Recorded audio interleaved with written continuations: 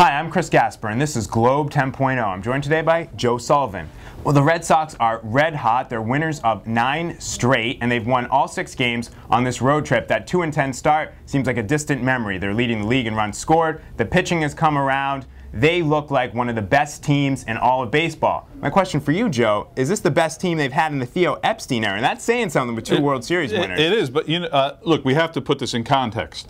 If they continue to play this way, the way they played the last 2 weeks, they are the best team in the Theo era. This is a run-scoring machine, this Red Sox.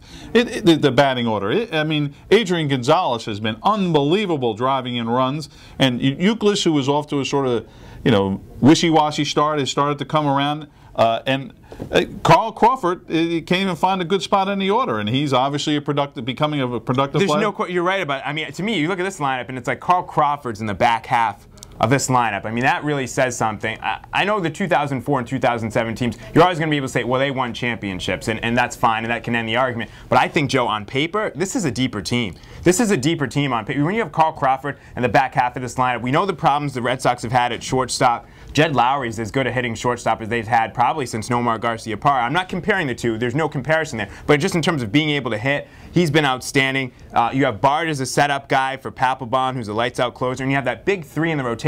People forget, 2004, that staff was good. Schilling was great. Pedro was really good, but it wasn't 1997 Pedro. You have Buchholz in his prime, Lester in his prime, Beckett leading the AL and ERA. On paper, I think this could be the deepest team. Well, I think where they're not as good as the sort of versatile bullpen that Francona had in 04 and 07. Those guys he could use in situations that this bullpen hasn't set itself up as well as that one was. We knew who was going to come into the games when in 2004, and it all worked. No, that's a great point. The bullpen certainly could be an issue for the Red Sox. Although I have to say, since Wheeler has come off the DL, he's been lights out. It's coming around too, you're right. Yeah. Alfredo Aceves is a guy, he has a ton of versatility starting or whatever. I think on paper, I'm going to say this is the best team or the deepest team of the Theo Epstein era.